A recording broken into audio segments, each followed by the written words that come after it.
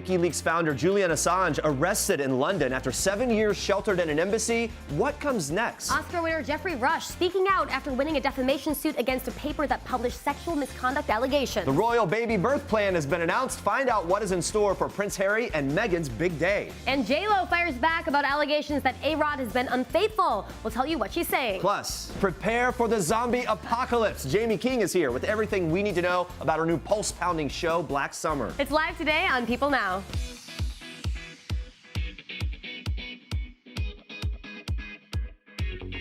Hey guys, welcome to People Now. Great to see you. How you feeling? I'm feeling great.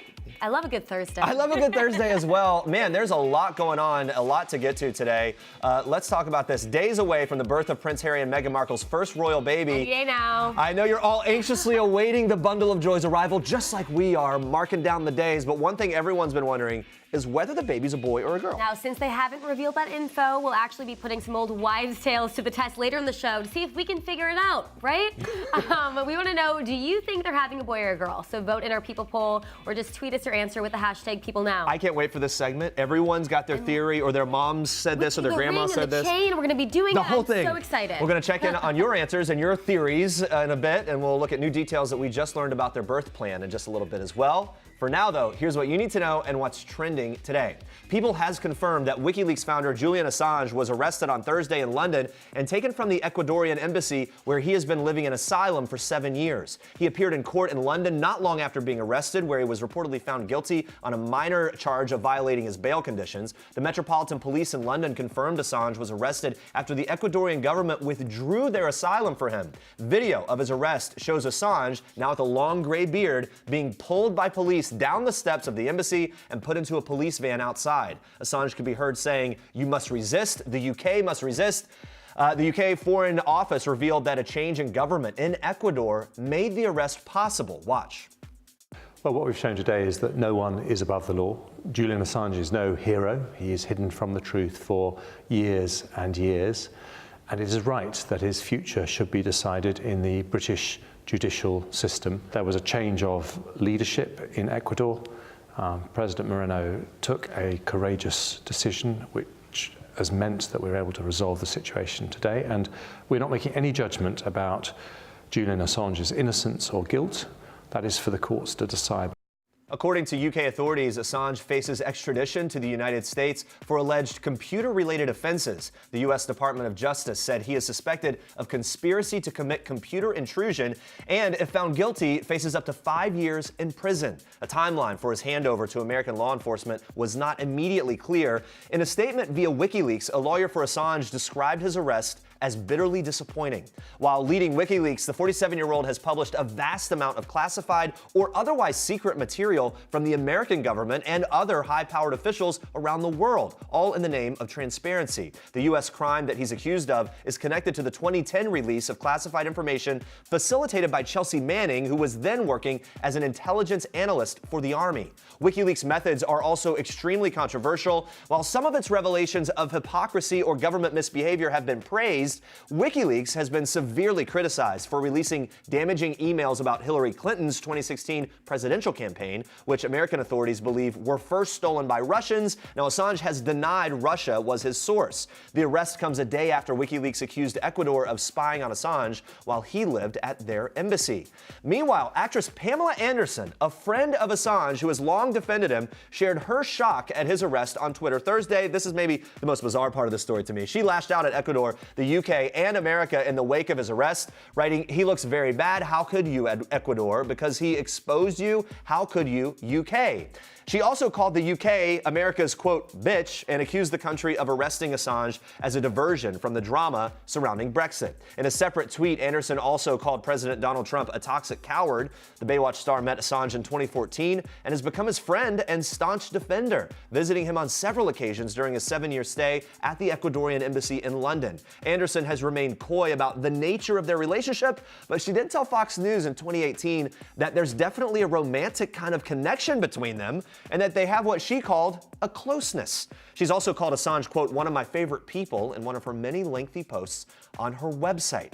All right, we move now to this story. Geoffrey Rush has won his defamation case against the Daily Telegraph in his home country of Australia. Back in 2017, the paper published a story in which actress Erin Norville accused Rush of non-consensual sexual behavior during a production of King Lear. On Thursday, Judge Michael Wigney called the report a, quote, recklessly irresponsible piece of sensationalist journalism of the worst kind, the very worst kind, as he put it. Outside the courtroom, Norville spoke out, standing by her testimony. Let's take a look.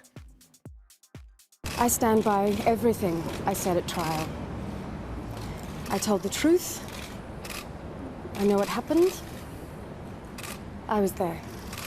She later added that there are no winners in this case, and she would have settled for a simple apology and a promise to do better. Meanwhile, on Thursday, Rush also spoke out outside the courtroom about putting the case behind him. Watch. I'm pleased to acknowledge the decisions made this afternoon by the Federal Court of Australia. But there are no winners in this case. It's been extremely distressing for everyone involved. I want to thank my wife Jane and our children for their support during this harrowing time. I have no further comment. Thank you. Now, details of the case were heard by the court in October and November of 2018. At the beginning of proceedings, Rush said the past 11 months from the period between the allegations and the trial have been the, quote, worst of his life, and he's glad that he can put this behind him now and move forward. All right, here we go. The news that we've all been waiting for. Prince Harry and Meghan Markle have officially announced their royal baby birth plan. That's right. With just days to go before they welcome their first child, the couple released a statement on Thursday that the palace will announce when Meghan is in labor. Now, she previously revealed she's due in late April. However, Harry and Meghan plan on keeping the actual birth pretty private as far as the royals go. They will not be posing on the hospital steps with their royal tot like Kate Middleton did after Prince George, Princess Charlotte, and Prince Louis were born. That's a bit of a tradition for them. We're all familiar with that footage, though. Don't worry. We are going to see a photo of Harry and Meghan with their new baby shortly after the birth. They did say that. The statement confirmed that a few days after the little one's born, Harry and Meghan will take part in a quick photo op at Windsor Castle with one reporter, one photographer, one TV camera, just kind of get it all done and put it out. Any chance to see the royal baby works for us. We're here for it. But be sure to keep up with the couple's brand new Instagram account as well, at Sussex Royal. That's probably where Harry and Meghan will be announcing their bundle of joy's arrival. We'll see all the pics there. All right, since we still don't know whether Harry and Meghan are having a boy or a girl, though, a little later in the show, as we mentioned, we're going to be taking a look at some common old wives' tales to see if we can get to the bottom of that. So stick around. Let's talk about J-Lo, should we? Let's do it. Jennifer Lopez is speaking out regarding allegations that her fiancé, Alex Rodriguez, has been unfaithful to her. Lopez appeared on the Breakfast Club radio show Wednesday morning. Speaking to host Charlamagne the God, she seemed totally unbothered by the rumors. She said, quote, "It doesn't matter. I know what truth is. I know who he is. He knows who I am." The days after J-Lo and A-Rod announced their engagement, former MLB star Jose Canseco started tweeting allegations that Rodriguez was philandering with other women. You can see some of those tweets here. Those other women, by the way, included Canseco's ex-wife, who quickly debunked the rumors in her own Twitter post. Jessica Canseco came to Rodriguez's defense, slammed her former spouse. She wrote, quote, "Those false accusations Jose is making are not true. I've known Alex for many years and haven't even seen him for over 5. I certainly did not sleep with him. I'm friendly with both him and Jennifer. And as for Jose, he can keep playing with his alien friends." This is my favorite part of all of it, his alien friends. Lopez also confirmed to Charlamagne that the allegations have not gotten in the way of her and A-Rod's romance, explaining, quote, "We're just happy. We're not going to let other people come out and tell us what our relationship is. I know what our relationship is." J-Lo and A-Rod have been together since winter of 2017. They announced their engagement on March 9th after he popped the question in the Bahamas. We remember that. Look at these cute Instagrams of the family there, the couple celebrating their 2-year anniversary. Couple goals for sure, all the way down the line. I just want someone to always take a picture of me at events like he does her. J-Lo revealed they have not started planning their wedding yet because they jumped right into work after getting engaged, but we will definitely be keeping you updated on those wedding plans when we know more. And now, Andrea, you have more for us in Star Treks. Yeah, I was going to say, Jose has tweeted some weird things, so I don't believe it. All right, we're kicking off Star Trek today with a new addition to the Beliebers. Justin Bieber is confirming that his wife, Hailey Baldwin, is indeed a believer, despite her history of saying she never was. While Bieber seems to believe otherwise. Oh. Guys, a lot of Belieber references today. In a recent Instagram story, the singer shared this photo of Hailey, jokingly writing, "People always ask me if I would marry a believer. Well, I did." Now, in her cover interview with Vogue back in February, Hailey pretty much denied ever being a huge fan of her husband's music, saying, quote, "I was never a super fan of him or of anyone. It was never that crazed screaming thing. I didn't think about it in any kind of way, except for the fact that he was cute. Everybody had a crush on him." However, there's now some recently surfaced video that suggests Hailey's possible early fandom. I don't know if you guys saw this video, but in it, Hailey's father, Stephen Baldwin, introduces Hailey and Justin, tells Justin that they've been enjoying his music. Hailey shakes his hand, looking a little bit uninterested, so it's not 100% clear where he stood with her back then. But today we know she's fully supporting her hubby. A source previously told People that Hailey has been an incredible support system for Justin. She's able to support him in a way that no one else has been able to. The source continued saying she only comes from a place of love. She doesn't want anything from him except for him to be able to be the best person and husband. Justin is overwhelmingly grateful for how patient and supportive Hailey is. And JB isn't afraid to show that gratitude. Before confirming his wife's Belieber status, he shared a really sweet photo of her on Instagram, accompanied with a touching poem. He begins the poem saying, "Sunlight falls into the abyss, just like I fall into your lips. Waves crash onto the shore. My love for you grows more and more. Sound of the crickets, a true meditation. I think about you, God's greatest creation." I wish you would have sang it. I feel like that could just, you could just sing it, right? I know, but it is kind of beautiful and really sweet. All right, watch this. Bethenny, reaction to what Ramona said about Dennis and what she said about you being in Boston in tonight's episode. It was in really poor taste. It was actually fairly despicable. I mean, that would be a pretty bad word. People have come up to me and said over the course of the last 10 years, she's done some pretty nasty things, but that was by far the worst. Did you hear? The Real Housewives of New York City's Bethenny Frankel is speaking out about her co-star Ramona Singer and the comments she made regarding Frankel's late boyfriend, Dennis Shields. In an episode of Real Housewives that aired in March, Singer criticized Shields when she asked, "How smart can Dennis be?" and then added, "I mean, he was on drugs." Now, she made these comments just 3 weeks after Shields was found dead in his Trump Tower apartment back in August from a suspected overdose. On Wednesday's episode of Watch What Happens Live, Frankel dug into Singer like we saw in that clip, but also revealed that she has since forgiven her and doesn't harbor resentment towards her. Now, Frankel also made it clear that tensions between her and Singer are nothing new, saying, "The thing is, she's done it nonstop. Every single episode, there's another swipe, another slam." Before the Real Housewives episode aired that included those comments, Singer did apologize on social media, writing in part, "I cringed when I saw what I said about Dennis in tonight's episode. It definitely wasn't one of my finer moments. I respected and liked him very much, and I sincerely apologize to his family and Bethenny for my thoughtless comments." Frankel says she accepted that apology. And those are your Star Tracks for today. All right, guys, stay with us. The Eagles are performing Hotel California for the first time in nearly 5 decades. Will OG band member Don Felder join them on stage? He is setting the record straight here. Plus, we're joined live by actress Jaime King. She's got a brand new zombie series. We'll be talking about that, motherhood, and so much more. Stick around. All right, guys, we're anxiously awaiting the birth of Meghan and Harry's royal baby. We've been asking whether you think the bundle of joy will be a boy or a girl in our People poll, so let's check in with that. A lot of people think girl. I was kind of leaning towards girl. Wait, why are people feeling that? You just get It's a just vibe. a vibe. It's just a vibe, Jeremy. Wishful thinking, projecting it all. Will it be true? I don't know. Keep voting in our People poll. We'll be using some classic superstitions to make our own predictions a little bit later in the show. But now we move on to this. Watch. No one wants to stay in the fish room. I'll stay in the fish room. No. I'm allergic No. to fish. I'll stay So in last there. night, Luann gets here. He put me in that room. I want to stay in Bethany's room. That I'm on a recovery. She's pulling the recovery card? Everyone. If she wanted to come up here, then so I said, well, too bad. About me? Why is Luann talking about my back at all, saying any negative thing about me whatsoever in any capacity at all, in any iteration whatsoever? She should be saying, "You're the Lord Jesus Christ." And I don't even know if I believe in that. I'm not Catholic. Oh my goodness, we're about to discuss that rat-a-tat moments and so much more from last night's Berkshires episode of The Real Housewives of New York City. Plus, we've got the latest on Puppygate in Beverly Hills and part 1 of that Atlanta reunion. And here to dish on everything from the chic to the bleak within the Real Housewives world, our People's Housewives experts, news reporter Dave Quinn, and joining us from LA, People TV producer Sam Belikoff. What's up, guys? Hey. All right, Sam, let's get into it. What did you make of that clip we just saw and the tension between Luann and Bethenny that's brewing? I mean, rat-a-tat indeed. She was literally like tapping the desk as she was like shooting out words at like a mile a minute is an understatement. I think it's interesting later in the episode, Bethenny actually says that she's more chill these days after what happened with Dennis. And, you know, we actually, even on Watch What Happens Live, she said that she wasn't angry at Ramona anymore. She takes things easier. That being said, I think she did handle things chillly, but not there. I mean, that doesn't seem chill whatsoever, but Bethenny's Bethenny. I think that what you're seeing here, it's two OGs kind of going up against each other. And despite that they've been there for each other, they have a history of underlying tension. And ultimately, no matter what's going on, they kind of both want to be queen or queen bee in Bethenny's case. Yeah. And they both want not the worst room. So all right. That's what I think what's happening. And let's talk about this. Even more drama in this episode about the fish room. Dave, what do you think of Barbara and Dorinda's whole interaction over the sort of Barbara, quote unquote, sleeping with the fishes? Well, look, Barbara's the new girl on town here, right? She's new in the scene.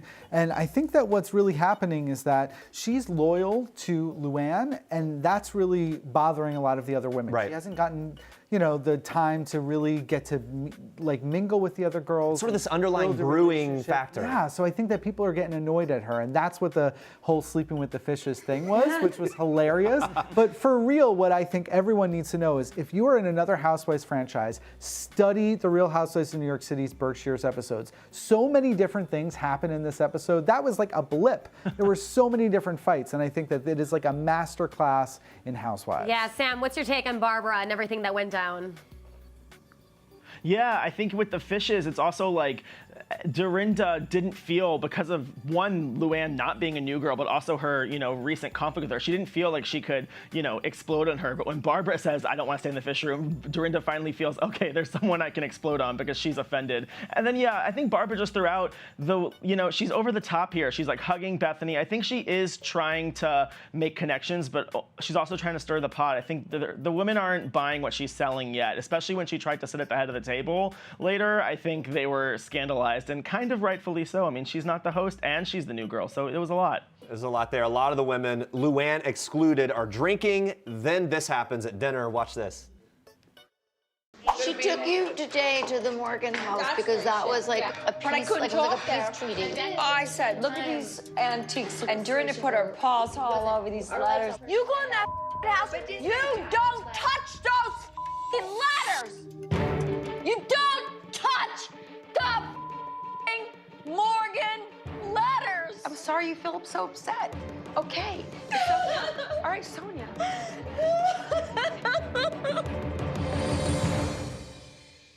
Lots of hands. Whoa. Lots of hands. Dave, how do we get here? Rosé. That's how we yeah, I think so. Rosé all day. That's what got you there. You know, earlier in the episode, they had gone, as she said, to visit a old Morgan house in the Berkshires. And in that moment, I think it really brought up a lot of memories for Sonia about some of the struggles that she's having in her own townhouse. So she mentions that she really had a hard time with that. And in one scene, she sees Dorinda kind of pick up a piece of paper that's on the table. And I think she confuses that as something that's an actual Morgan document, when in fact, it's now come out that those were just props. So that was kind of brewing in the back of her brain as well. Now she gets a little loaded and that comes out. I mean, she was totally bazooted. It was hilarious. Oh, yeah. Bazooted for sure. Sam, what did you make of Sonia at dinner? I mean, to be continued indeed. Like, she is not going to go gently into that good night, and then she's going to get more drunk and more intense. You know, I have something to say. Luann and Sonia have always been really close, and I've always sort of kind of been intrigued by that friendship and wondered, what is this bond? And in this episode, when she was at the Morgan house and Luann was calling her Lady Morgan, I saw it. You know, they both have these two sides where there can be the Countess or Lady Morgan and very chic and an elegance, but they also, you know, at a certain time love to party and love to kind of let loose and, you know, date. And we saw both sides of that from Sonia tonight fully. It was Sonia at her highest level, and, you know, it's fun to watch.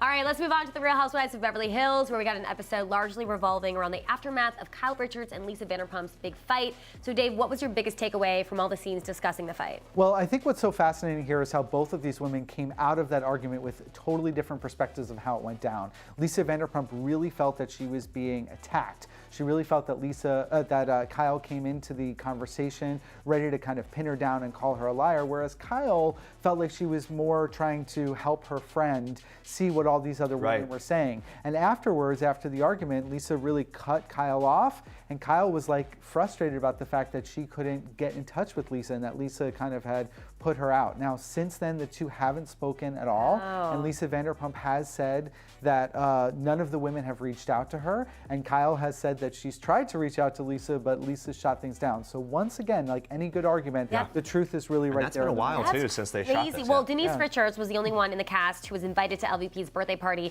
Seems to be the only one on her good side. Dave, how tough a spot is she in though with this new dynamic emerging with the cast? I don't think she's in that tough of a spot because she's actually kind of clueless to all that's going on. When Denise is in all these arguments, she's like, I don't really know why we're fighting. So she's like new. She's why like, is everyone so you know mad? What I mean? Like she's not really involved in the drama. She's not like driving it, which is great. She is such a welcome addition to the season.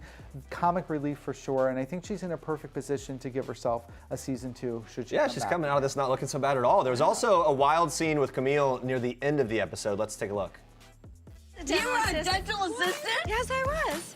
So I'm really funny about teeth for real. God, before Lisa Vanderpump got her teeth redone, I had an issue with them. I had such an issue with the gums. It was like, honey, you need new caps. Your gum line is receding, and I'm done. I'm very dehydrated. I didn't know she had her teeth done. Oh my God, Camille. You need to zip it. You're going just a bit too far. All the other ladies are like, oh my gosh, can't believe she's saying it. Sam, did she go too far here? I think, you know, in terms of talking about someone's like personal appearance, yes. I mean, it's 2019. I think we don't really like to bring other people down in terms of your appearance. But did she go too far in general as like a viewer? No, because what we love Camille for is we love this loose-lipped, wild Camille. I mean, she was, I think, something that put Real Housewives of Beverly Hills on the map. I mean, season 1 and season 2 less so. She was one of the most iconic characters of all time. She's been under the radar, but, you know, we want to see Camille back like this. And I think that she, you know, is going to be back a lot more in this back half of the season. And it's great to see. I think it's interesting. She went to Vanderpump's opening in Vegas last week. So she seems to be one of the last few friends of Vanderpump, like, at this current time. I wonder how this scene is going to affect that. Well, she did apologize on social media. She apologized for what she said on social media and said that she went too far. And I think that's important here. All right, we've got a little time here to move on to part 1 of the Real Housewives of Atlanta reunion. A lot of drama in the very beginning. Technically, before the reunion even began, Sam, how'd this sort of set the stage for what's to come? It almost made it feel like a bonus episode, you know? We felt like we were actually seeing more housewives before the reunion, you know, more in-scene reality scenes. They're all talking to like Daddy Andy Cohen, telling them what they're worried about. It's also interesting because it actually sets up the fact that they've watched these episodes. The whole drama of Atlanta spun on this finale, and, you know, now that they saw the hot mic moments, I think is what we're seeing is them all realizing, oh no, we were caught on camera, or it looked like we were caught on camera and we have to explain ourselves. And, you know, Nene is not happy with most of the ladies because of that. Yeah, and Dave, real quick, how do you think Nene came off in this episode? Defensive, hurt, upset, angry, I mean, all those sorts of things. She really was very emotional, and I think that she was kind of waiting for everyone to come at her because she was ready to explode on them. All right, Dave, Sam, thank you both for breaking down all the drama with us. If you want to follow along with all the Real Housewives, make sure to watch Atlanta, Sundays at 8, Beverly Hills, Tuesdays at 9, New York City, Wednesdays at 9, all on Bravo. Thanks, guys. Thank you. Let's move on to this. Henry Winkler is the latest celeb to swing by couch surfing to take a look back at some of his most beloved performances. Now, we had Henry on a couple weeks ago on People Now. He's an absolute delight. I love him so much. Now, we all know he started in Happy Days with Ron Howard, and that show made him a megastar. So he tells Lola how working on that show literally changed his life. This role made you a household name. I mean, you were on T-shirts, you were on lunchboxes, you were everywhere. I mean, you were Beatles famous, Justin Bieber famous. 26 countries. Leading global export. I got 155,000 letters every 2 weeks. And then I had them all delivered to my house, which was a small apartment with a wet bar and a rented television because it was too scary to go out. Wow, I love those stories that he tells. He also revealed to Lola that the inspiration behind the Fonz's voice was Sylvester Stallone. Who knew? Yeah, right. Following Happy Days, Henry worked on MacGyver, which he created and executive produced. What can't this guy do? He does it all. Take a look. Part of my compensation for Happy Days Your grandfather instructed me not was a production deal with ABC and Paramount. Right? Yes. Oh, So I had okay. an office, and one of the first shows that I developed with my late partner at the time, John Rich, and we discovered MacGyver. I cannot believe you executive produced MacGyver. I did. I just realized that I was cleaning off dust off the phone. What a nice little detail. Henry, congratulations. My daughter. I lost my daughter. I need to go to the stadium. Help me. Please. Take me there. I'll help you. That was a look at Netflix's powerful new series, Black Summer, which is out today, starring the amazing Jaime King, who joins us now. How are you doing? I'm so good. I'm so excited. Yeah, well, we just walked in. You seem excited about it. We're excited about it, too. And by the way, you look amazing. This is a... Thank you. Thank you so much. Yeah, so Black Summer, essentially about a zombie apocalypse, but what sets this series apart from other zombie shows and other zombie movies we've seen? It's not a zombie show. So it's really about people. Ultimately, it's a love letter to women. The writer wrote it as a love letter to a mother's strength.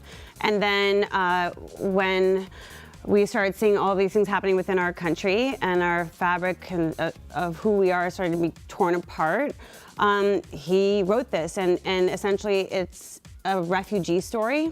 What would I not do to get to my child? And there's an epidemic that's happening, and we don't know what to do or anything about it. And this epidemic is symbolic, so it's great because it crosses all these genres, right? So I've never seen anything like it. I love that crossover feeling. It gives so much more depth to the idea, right? And it has there's so much you can kind of, as a viewer, really sink your teeth into. One of the main actors, Mustafa, a deaf refugee. Yes. An amazing performance here. Talk to me about working with him.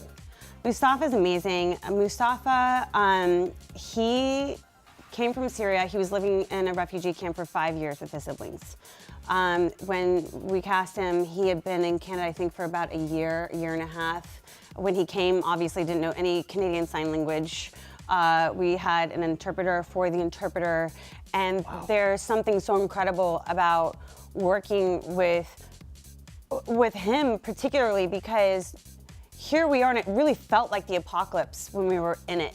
But here's a man that went through something, and the joy that he carried was so palpable and profound. He just had this joy, and you see what happens, the choices that we can make when we really go through something like that. And this is his path, is to be this great light. And it was just very, it was really a gift to be able to work with him. That must have been so powerful. And you feel like you're in this apocalypse, you're running a lot, your characters are running a ton. All the time. Yeah, do you know how much you were actually running? I think it was like 12 to 15 miles a day, because I would keep my Apple Watch on. Yeah. And we never sat the whole time. Wait, how many miles a day? It was like 12 to 15. That's I'm crazy. Not kidding. Yeah, because you literally were measuring it. Walk. And because we do these very long takes, we would rehearse it, for as long as we could, and then we get camera up and rehearse it without cutting. So we were just moving. And you got injured, right? Oh, yes. Yeah, tell us about that. What happened? I was in a scene, and it was the finale, and I'd rehearsed it a few times. Yeah, you got the... And you hurt your finger, your thumb. Oh, more than that. Yeah, I broke my thumb in 3 places. I tore all the ligaments in my ankle. Wait, you broke your thumb in 3 places? Severe post-concussive. Oh my goodness. I mean, I was in the hospital for, a week. So it was like stop production and push through, or push through, what was the... The injuries were so serious that I had to fly back to California, because in Canada, the waiting time. So I had to fly back, went there, and we, thank God, had completed what we needed to complete. Man. It was 2 days left of filming. That's wild. Yeah. Glad you're okay, yeah. I mean, it's a process. Yeah, it's a process. Oh my goodness. It's a process. A major theme of the series is your character is trying to get back with their daughter. Now, in real life, you're a mom. Yes. Son Leo. He was actually born with TGA, which you've been really open about. So for people that don't know, what is that, and how did that kind of affect you playing this role? My son, Leo Thames, I found out at 33 weeks had something called transposition of the great arteries, which is a very serious heart defect. And so during my pregnancy, oh, he's so cute. He really there is. He is. During my pregnancy, I was basically in the hospital the whole time, and it was very secretive. And, you know, he crashed at birth, and you know, they had to take him out in an emergency surgery, and I was told that I would not be able to go see my child, and I said that I was fine, and they said it was not legal for me to unless I could walk, and I looked at my doctor, Dr. Randy Harris, and he went like this, and I said, I'm fine. And I got up off of the surgical table and walked to see my child's face, because I didn't get to see his face. And he was on life support in the NICU. And when you experience something like that, when you lose your child and they come back, and then, you know, he had an open heart surgery, and you spent all this time in the ICU, you know, you learn that women can do something. I knew that I could do something that I never thought that I could do before. When you hear that we can lift up cars and all of these things, I literally, you know, it was like I was coming off of a war zone, and when I walked in, their faces, they went pale, because, and I thought for sure that was it.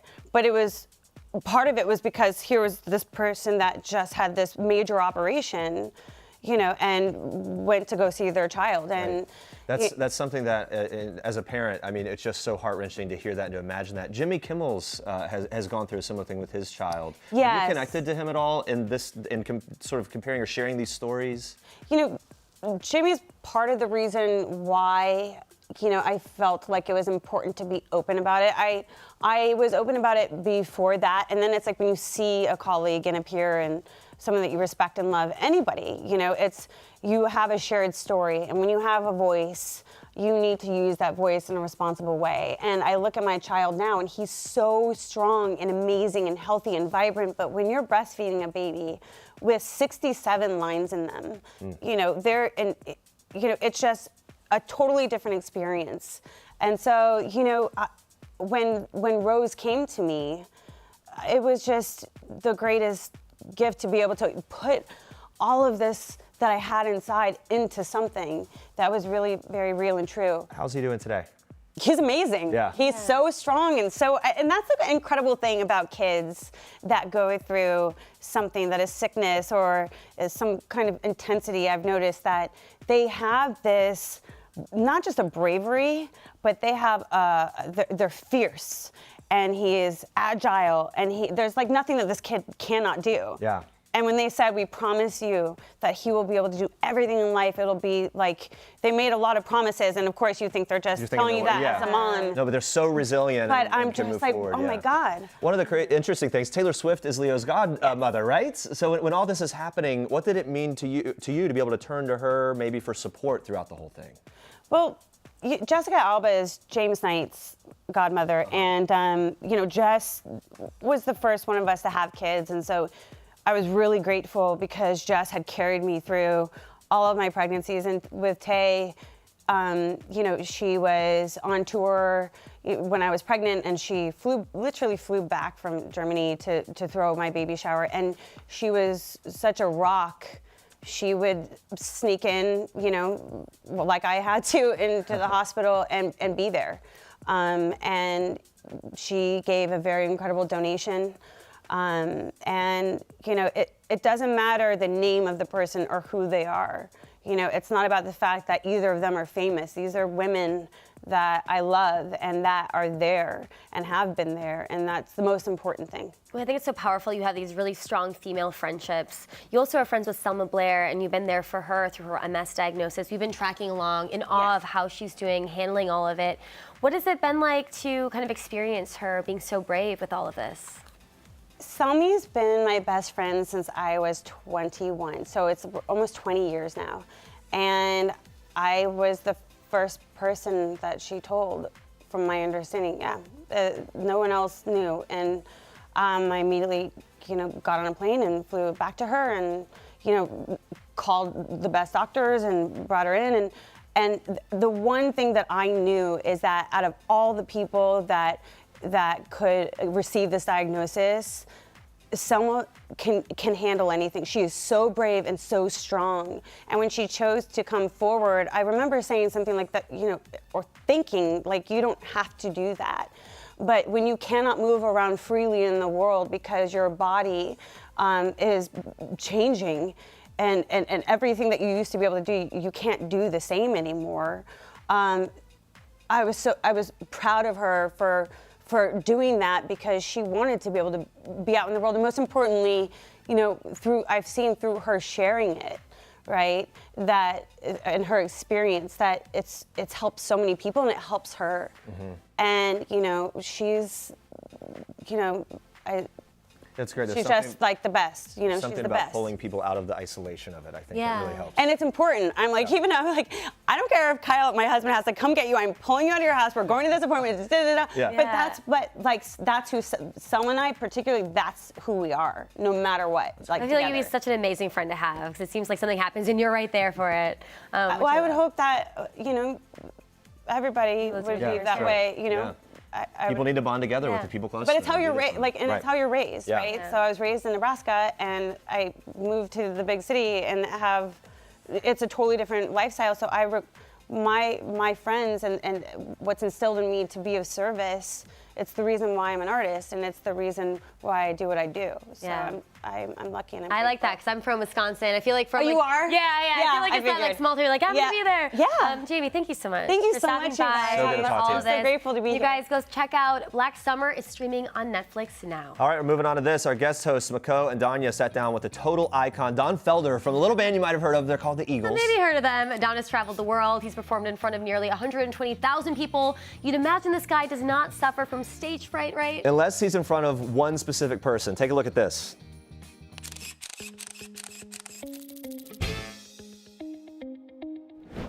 You know, I did a press interview at the Met about the Play It Loud. And there were over 200 people there from the press. They had all these video cameras and people with long lenses and microphones recording the whole thing.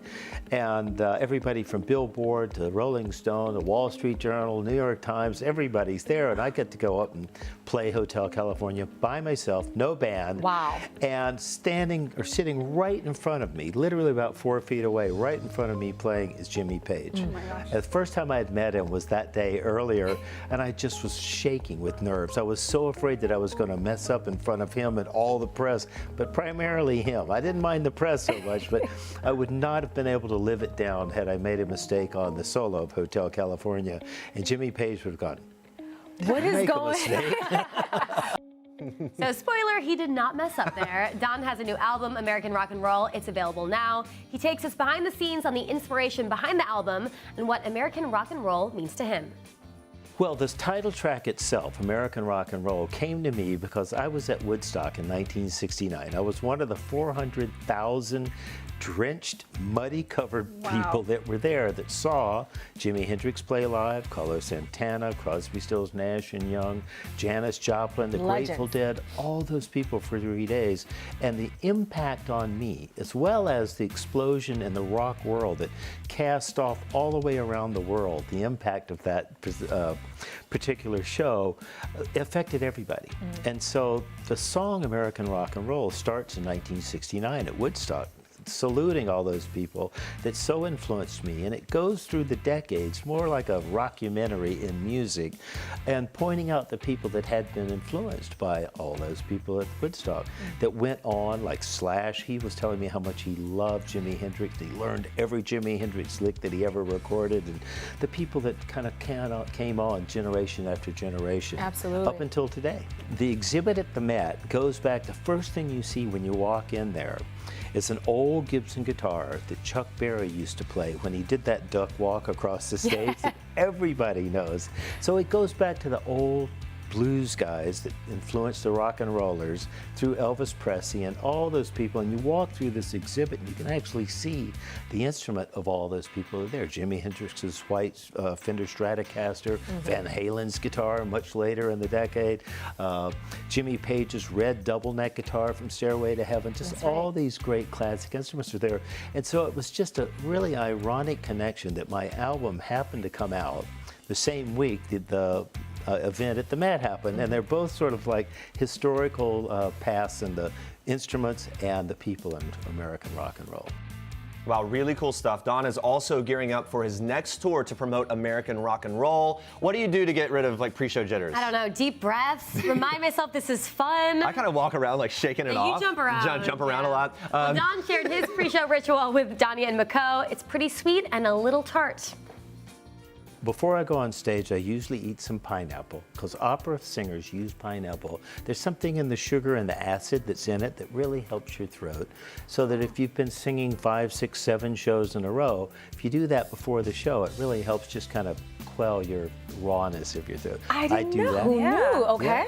You talk to any opera singer, they'll have pineapple before they go on. Can we get Not that I have an operatic voice, mind you, but I do have that. And then I usually with my band, we spend about 5 minutes backstage singing harmonies to get everybody open and singing and breathing well from the diaphragm and hearing what we sound like in a room before we're on mics and in-ears and all this other stuff to make certain everybody's in good voice and everybody got a good night's sleep.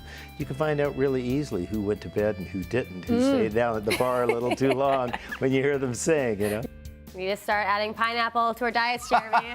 Don also revealed he can hear a tune once and can immediately play it on guitar, which I'm really jealous that he can do that. When he was a teen, he taught guitar at a music shop. He even taught a heartbreaker. As I got good enough, by the time I started playing at 10, by the time I got to be 16, I got a job working in the music store. They didn't pay me, but for every student that I taught, I got $5 credit on the store. So I could get guitar strings, or I could get a chord, or if I saved up enough, I could get an amplifier or trade in for a better guitar.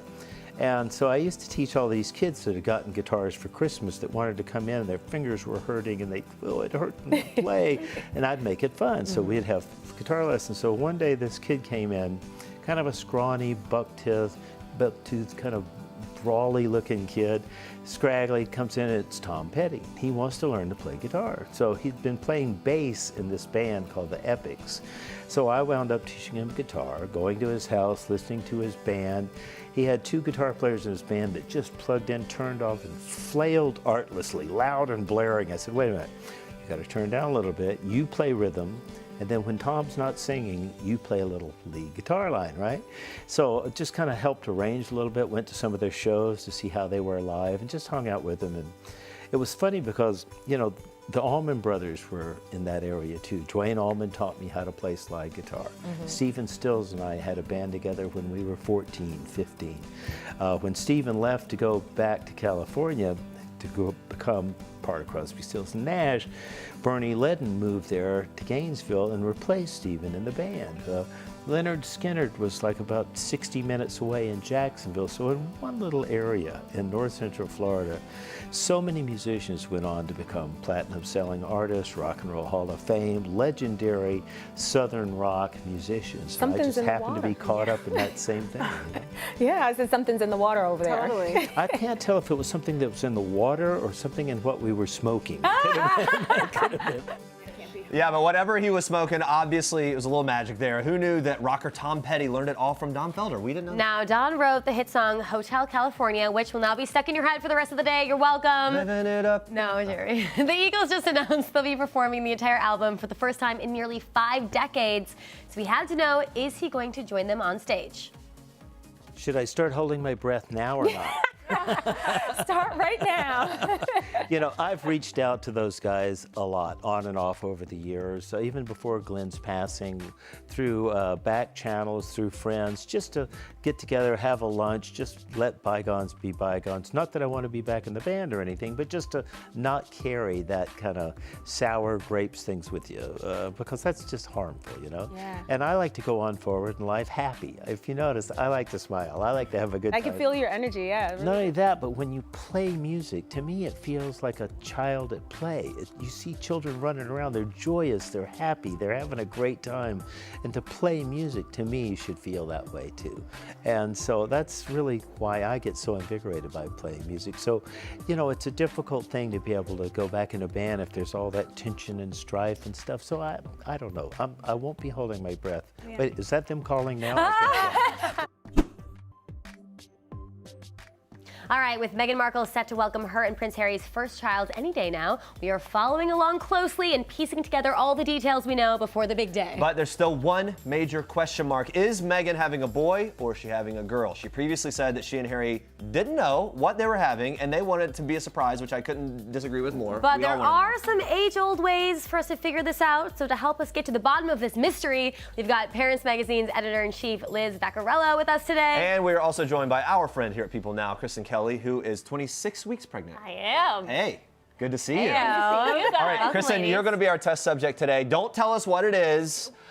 You do know what you're having, though. I do. Okay, so here we go. All right, so Liz, we're going to put these old wives' tales to the test. Important to note, this is not based on any science or anything. No science whatsoever. It's just fun. We have some physical tests to try first. A lot of people familiar with these. I know. I feel like every time, both pregnancies, people came through with this. The pendulum. Liz, show us how it's done. Put your Explain. palm out. My palm. Your palm. Okay.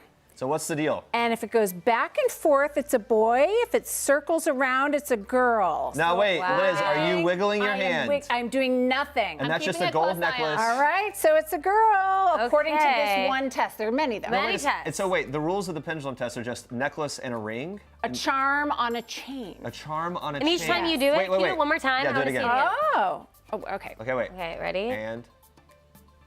Okay. Is that a circle still? That's a or is that back and circle. forth? Yeah, it's a circle. That's okay, so that means Liz, girl. I think you're doing that with your I hand. am not. I have no Not a vested believer. interest. All right, next up we have another quiz, the hands tell all. So what's the deal with this one? Okay, show me your hands as if you were going to model for a camera. My camera's down here, and show me your hands. Hands out, Kristen. If you put your palms timid here. up, it would mean that you're carrying a girl, but you showed me your hands with the palms down, so that means boy. So now we have two cancel, that conflicting. kind of cancels it out. One girl, it cancels out, so now we're neutral. Okay, so now we're neutral. Okay, All right, so here's the tiebreaker, tiebreaker. The key challenge. All right. I'm going to place this key onto the table, right? So now... Kristen, pick it up. I feel so nervous. I'm nervous. If you pick it up with the thick end of the key like you did, that means you're having a boy. Oh, so it was a 2-for-1. The Not mystery revealing. is building here. Don't We're not reveal revealing yet. what Kristen is having just yet. Let's go back to Meghan Markle for a minute, Liz. What are some of the old wives' tales that we can maybe apply to her from a distance, from across the pond? Watching if she picks up keys. This is people's This is the favorite pastime. So you look at how somebody's carrying the baby, okay? And so Meghan, if she's carrying high, then we think it's a girl. If she's carrying low, we think it's a boy. Okay, there's a photo. I see high. To me, that is a high belly. Yeah. There's Okay. a nice protrusion right there. Wait, Okay. wait, Kristen, are you high or low? Have people said to you if you're high or low? The woman at the nail salon said that it was a boy. Okay. Okay. Because okay. It's lower. All right. So still not revealing yet, but you do have a daughter already. I do. Ava. So did any of those tests work for her? Did you try them out? Yes, and people were wrong. Okay. right. They thought she was a boy. So, Kristen, we're putting you back on the spot. Oh, there she is. Rapid fire time. All right, rapid fire. Okay. On a scale of 1 to 10, rate the morning sickness or nausea that you've had this pregnancy. 10's bad. 10's Yeah, bad. 10's really nauseous. 10. All right, so nauseous. Liz, I love the clipboard here. Very professional, by the Overall, way. have you been craving more salty foods or more sweet foods? Sweet. You're a sweet girl. Is that different from when you're not pregnant? Or do you always crave sweet? That's different from when I'm not pregnant. Oh, interesting. I don't really like sweets, but so like the ice creams and the chocolates and that yeah. sort of thing? Okay. yeah. Are you more drawn to citrus or non-citrus fruits? Citrus. Okay, this is very interesting. Okay. Overall, has your pregnancy been running, your body, has it been running colder or hotter? Colder. During this phase? Wait, are you normally cold or hot? Like a normal life without pregnancy? I'm pretty normal. Okay. Okay. Just middle. Okay. Yeah, middle of the road. Okay. And then this one has a twist. Your husband, has he put on any extra weight during your pregnancy? Can this really tell if you're Is this just to embarrass him in front of everyone? Yeah, he's gonna kill me. He eats when I eat, so I'm sure he has because I've been eating a lot. Was this on a trajectory of weight gain that he already had before you were pregnant? Okay, I'm just trying to debunk all of Liz's theories. Anyway, here we go. Okay. Are those the questions? No, this is the last one. Tell me your age, I'm sorry. Okay. And the year of conception. So 2 numbers. Okay, I am 30. Okay. The baby was conceived in 2018. Okay. All right, so I'm going to explain some of these now to you. Okay, so even in odd numbers, if both of the numbers that you just gave me were even, as they are, that means it's a boy. Okay. Okay. And the iciness, the coldness, that's also an indication of a boy. Okay. All right. Okay. But the nausea means girl. Oh, so more nausea means a girl. Okay. More nausea, and the sugar means a girl. So we're tied. We're tied. Oh gosh. I would break that tie with the citrus question, which means you're having a girl. So wait, if you want more citrusy, if you want that's more girl. citrus, Okay. then you're having a girl. So we were sort of leaning towards boy after the top 3 questions, and now we're more towards girl. Okay. So let's get the final say. What do you think she's having? And by the way, we don't know. Pendulum, hands on. Let me take a look at how you're carrying. Inspect me. Oh, you're carrying low. You're having a boy. Okay, All right, let's hear drum roll, please. I honestly don't know. You're right. It's a boy! Oh my gosh! With the back and forth on that, man. I'm good at this. What- I should charge. But what you. this proves completely that none of that mattered at all. It's all just fun. But It was really very fun. You got it right, so it feels really good. All right, thank you so much, Liz. Thank you, Kristen. And thank you, dear little baby boy. Congrats. We'll be keeping you updated on all the latest updates on the royal baby's arrival right here on People Now.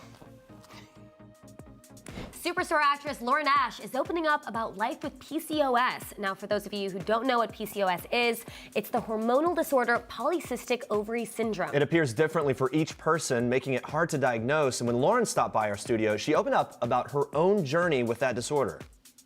I had been going through a lot of different issues my entire adult life, and it wasn't until I gained 30 pounds in 6 months, which without any change to my lifestyle habits, that I realized I think something is really wrong with me. And so it took a lot of doctors. It took being like very diligent about just not accepting that it was like, well, your metabolism's just slowing down. I'm like, to the tune of 30 pounds? Because that makes me feel like, what's the point of existing? No, that's a dramatic, obviously a really dramatic change. 100%. So it was my dermatologist who was like, I think maybe you have this. And so once I got diagnosed, first of all, it was amazing just to have an answer and to feel less crazy. You know, I think a lot of women, certainly with the metabolic issues, start to feel like they're losing their minds. I mean, I was exercising 5 days a week. I was on a very strict regimented diet and I was gaining weight. After a month of that, I gained 5 pounds. There's something not right with you. It doesn't make sense. Scientifically, biologically, it doesn't make sense. So having an answer was amazing. And then I kind of felt alone, which sounds funny, but I'd never heard of it before. And it wasn't until I put out an angry tweet because somebody was, had upset me one day where I kind of said like, listen, it was about thin privilege and not existing and all of those things. And people who are overweight choose to be overweight. Oh, geez. And I was like, well, here's my story. And there's lots of women like me. And we really try really hard. And we would never choose to be, the weight that we are, for example. And I got thousands and thousands of messages literally that day from women all over the world who said, I'm so thankful that you're calling this out and that you're using your platform to talk about it. And so I've started talking about it now. I was like, I guess I have a responsibility. So it's been like a really amazing thing. I love that she's so open about this. Now, Lauren recently revealed that at the height of her career, she was struggling with suicidal thoughts because of the side effects of the medicine she was taking for her PCOS. She opened up to us about what that time looked like for her. Watch this. I had always had a bad relationship with birth control. I always just didn't feel myself. But the answers that you'll get from doctors is like, well, this is the best treatment for PCOS. And I was like, well, it just doesn't sit right. So the kind of deal we came to was, listen, if you don't get your period every month, then take a week of progesterone, which is basically the birth control pill. And I thought, okay, they're like, you won't have the same response as you did the birth control pill. What ended up happening was, again, spiraling the drain depression, and to the point where it was like, it was so much pain, it was so overwhelming. And again, my life is great, and I logically know that, but I can't stop the feelings, and I would just lay in bed thinking like, how should I do this? How should I end this? I just can't feel this way anymore. And when I told my doctor, which was a really hard conversation to have, it's a really vulnerable thing to say to somebody. Mental health has so much stigma around it, and it's you know, I was embarrassed. She said, that's not possible. And I was like, man, wow. That's the world that we live in. That when somebody is opening up to you about this, that's the response we get. And that's another reason why I feel really passionate about continuing to do this work and raise awareness, because a lot of women that I've connected with since had the exact same experience on progesterone, which is the same treatment that they've been using since the 1940s. Wow. You know, so it's like, to me, it's like, that's proof right there that it's like, if all kinds of women are experiencing the exact same side effects, we need to take a look at this. I love how she's connecting with so many fans on a really personal level. Yeah, it must be frustrating, especially in the beginning. But don't worry, guys, the hilarious actress is in a much better place now. She told us how she was able to pull herself out of that dark place that she was in. I mean, I went through a summer, truthfully, last summer, I was like, okay, I guess this is what I'm doing. Like, I guess I have to like commit to this, you know, schedule of pills. And I just remember feeling like I was outside of my body watching myself. And I had a moment of clarity where I was like, thank goodness, where I was like, you're not okay. You need to stop doing this. You need to find something else. And when I created my PCOS Sisterhood Instagram page, I connected immediately with thousands of women all around the world. And some of them actually shared with me different supplements they've been taking and those kinds of things. And so I was like, you know what? I'm done with the progesterone. I'm gonna be Dr. Google, which I know I can't recommend, but in this case, I started taking a supplement that was recommended to me by many, many women, and I did a lot of reading myself, and it was like, this feels like it could be the right thing, and it really has turned things around for me. Mood-wise in general, my cycle was regulated, like I can't speak enough, and when I talked to my doctor about it, she was like, oh, that worked for you, huh? Interesting. And I was like, how am I educating you? All right, guys, moving on to this. Did you know that only about 9% of the world's plastic actually gets recycled? So what happens to the rest of it? Well, things like plastic, grocery bags, bubble wrap, plastic food packaging, they just sit in a landfill or worse, go to the water or something. Yeah, but now a company called BioSelections is changing that by taking all that plastic and transforming it into chemicals to replace fossil fuels as a resource for sustainable supply chains. Joining us now, co-founder and chief technology officer, Jenny Yao. Thank you so much for being here. It's great to see you. Good to talk to you. How are you doing? Thank you. It's great to be here. I'm here as part of the Women in the World Summit, and it's been a rich experience so far. Yeah, so really let's talk about this. So first thing that caught my interest was bubble wrap. A lot of people think that bubble wrap is recyclable, but it's not. So tell us about that. So actually, more than 50% of the stuff that you put into your blue bin is not recyclable, not because the recycling technology is not there, but because there's a lack of markets that can use those materials because they're so low value. So bubble wrap, even when it's clean, you know, and you can mechanically shred them and make plastic pellets again, those pellets are not economical to produce, and there's no buyer for those. So there's just literally nowhere for it to go. Fine, you can recycle it, but there's no one to use it. Let's talk about this, though. For those of us who aren't scientists, believe it or not, I'm not. How do you take this? You take the plastic, turn it into a useful chemical. Yeah, so for example, this type of plastic, plastic film, this is called polyethylene. It's a common type of plastic. Over a third of all plastics produced in the globe is polyethylene. Okay. You can imagine it as a long chain of carbon.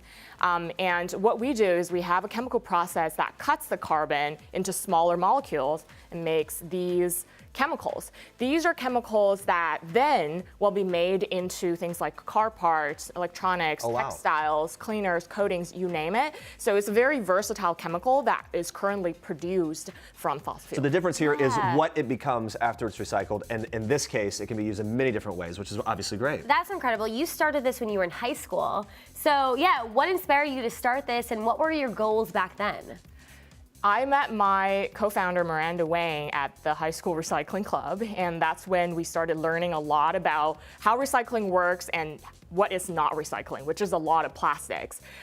So our goal was to use science and technology. We're very passionate science students, and we wanted to use science and technology to come up with solutions to bridge the technology gap. You were doing that in high school. I was trying to get a new pair of Air Jordans. Anyway, let's talk about this, though. Obviously, Earth Day is coming up at the end of April. Coming up. So what can people do that don't have this technology to help? I mean, someone that just every day wants to help reduce the plastic. I think reducing is always a good idea, but there are lots of different types of plastics that are inevitable to use because they're plastics that protect food from going to food waste, right? So there's plastics we have to continue to use. What everyday people could do is learn about the recycling infrastructure in your city because it varies from region to region, and what your city's waste management program recommend is the best thing to do if you live there. Let's say congratulations to you. You received Toyota's 25th Mother of Invention Award. Very exciting. I mean, how did it feel to be recognized for your efforts? You're doing all this good stuff, and then here it is. Yeah, it's been an incredible honor. My co-founder and I are going to be on stage with their panelists going through all of the program in the summit, and just seeing the impact of other people's work and being educated and becoming aware about those issues make me feel really honored that we get to share our story and our impact with this audience. It's so great. It's so good the work that you're doing. Thank you for sharing that with us. Thank you so much for being here and for all the work you're doing with BioSelection. Thank you. All right, guys, coming up tomorrow, Luke Hemsworth will be here to chat about his new movie, Crypto, and you know he's going to be obviously filling us in on the famous brothers, Chris and Liam. At least we hope so. Plus, Mila Jovovich is getting us pumped for the premiere of her new movie, Hellboy, even spilling some beauty and fitness secrets. You don't want to miss it. Thanks for watching. See you guys. Bye, guys.